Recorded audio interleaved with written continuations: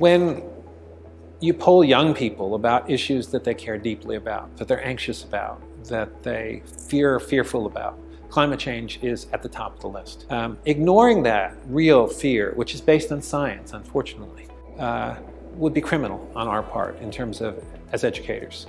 So we have to then, as business schools, think about what is it that we can teach, what is it that we should teach, in order to arm students, whether they're young people or executives, so they can actually take action with respect to addressing the issues of climate change. A lot of the climate change implications that we are seeing today are happening in the so-called Global South, also in Africa.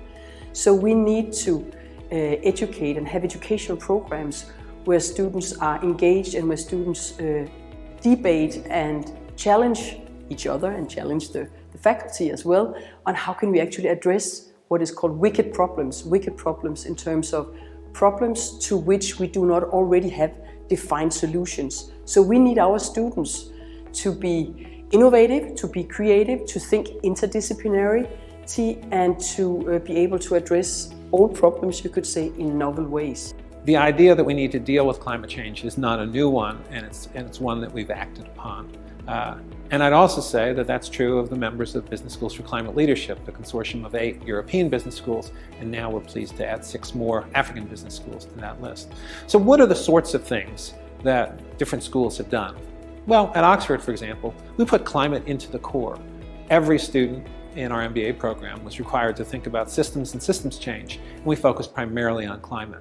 Because solving climate issues requires a set of skills that go beyond individual teams and organizations to the level of systems. Well, the idea of having an organization called Business Schools for Climate Leadership is absolutely critical. Because you can either have a model of business schools, which is we just teach courses and they're not very important, or you can think of business schools as the engines of understanding and of thought leadership, as being progressive, helping business leaders understand the future, helping them think about their businesses. So let's get together as business schools and create an agenda, an understanding that's going to help business people make those transitions so that we can move forward into this complex but actually doable future. Well, the cost of a heating planet is absolutely huge. We have to adapt to everything. We have to deal with chaos. We have to deal with climate catastrophes. We have to deal with destroyed infrastructure, inability to produce. So the cost of not taking action is far greater than the cost of taking action. I think that today's biggest takeaway for me from the Business School for Climate Leadership Africa launch has so far been the collectivity around the table. That we actually have 6 leading business schools in Africa, not individually, but coming together to learn from each other, to inspire each other, and to make a declaration on how they are going to put climate leadership at the forefront and into the curriculum and into the research at the schools.